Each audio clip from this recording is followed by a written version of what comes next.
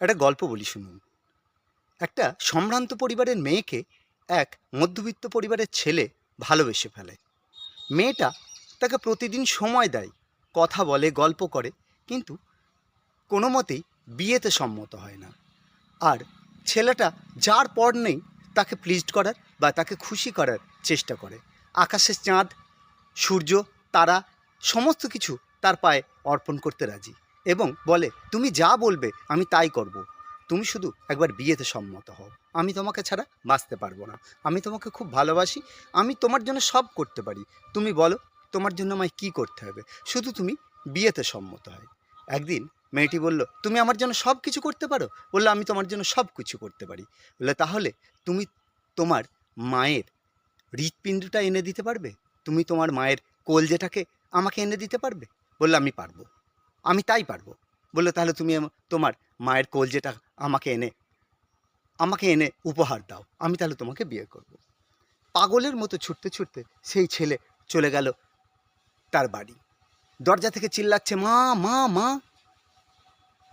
ঘরে গিয়ে দেখলো মা তখন বিছানায় শুয়ে ঘুমাচ্ছে। কোনো কথা চিন্তা না করে একটা ছুরি দিয়ে মাকে খুন করে তার বুকের ভিতর থেকে হৃৎপিণ্ডটা ছিনিয়ে নিয়ে ছুটতে লাগলো। ছুটতে ছুটতে সদর দরজায় এসে ধাক্কা খেলো এবং হৃৎপিণ্ডটা ছিটকে পড়ে গেল, আর সেও মাটিতে পড়ে গেল। অস্ফুট স্বরে মুখ থেকে বেরোলো, মা। তখন কলজেটা বলে উঠল, খোকা, তোর কি লাগলো? এই হচ্ছে মা।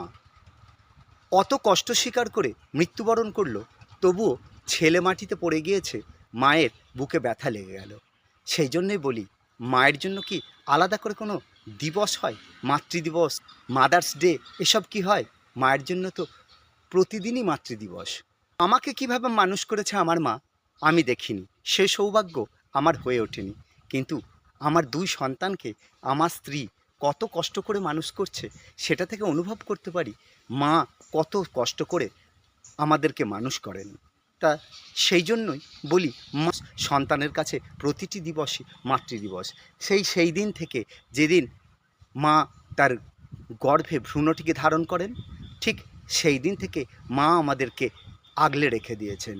উঠতে, বসতে, শুতে, খেতে, শয়নে, জাগরণে মা ছাড়া আমাদের আর কিছু কি আছে? সেই মায়ের জন্য আলাদা করে আবার দিবস কি বলবো? মায়ের জন্য সন্তানের কাছে প্রতিটি দিবসই মাতৃদিবস। ভালো থাকুক পৃথিবীর সমস্ত মা। মা ভালো। খোকা, তোর কি লাগলো? এই হচ্ছে মা।